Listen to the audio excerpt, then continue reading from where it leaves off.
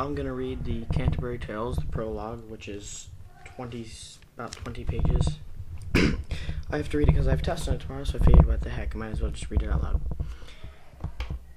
Forgive me if I stutter, but here goes. When in April the sweet showers fall, and pierce the drought of March to the root and all, the veins are bathed in liquor of such power as brings about the engendering of the flower.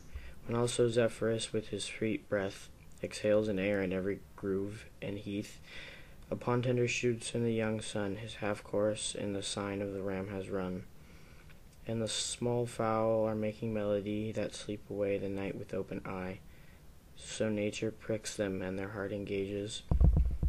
Then people long to go on pilgrimages, and palmers long to seek on the stranger's strands of far-off saints hallowed in sundry lands, and specially from every shire's end, in England down to Canterbury, they wend to seek the holy, blissful martyr, quick to give his help to them when they were sick.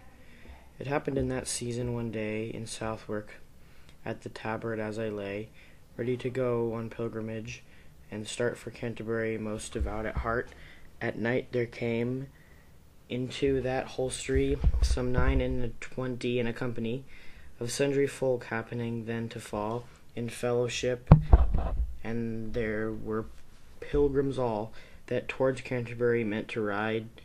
The rooms and stables of the inn were wide. They made us easy, all of the best, and shortly, when the sun had gone to rest, by speaking to them upon the trip, I soon was one of them in fellowship, and I promised to rise early and take the way to Canterbury, as you heard me say. But none the less, while I have time and space, before my story takes a further place, it seems a reasonable thing to say what their condition was, the full array, each of them, as it appeared to me, according to profession and degree, and what apparel they were riding in, and at a knight I will therefore begin. There was a knight, a most distinguished man, from the day on which he first began to ride abroad, had followed chivalry, truth, honor, generousness, and courtesy.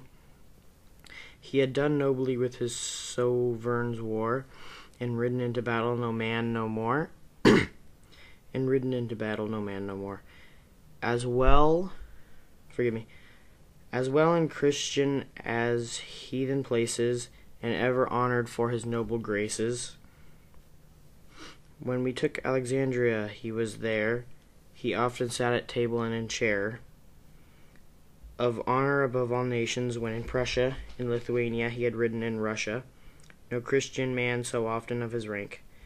When in Garanda, Algeciras sank under assault, he had been there, and in North Africa, raiding Bernamarin, and Antonolia, he had been as well, and fought when Aias and Italia fell.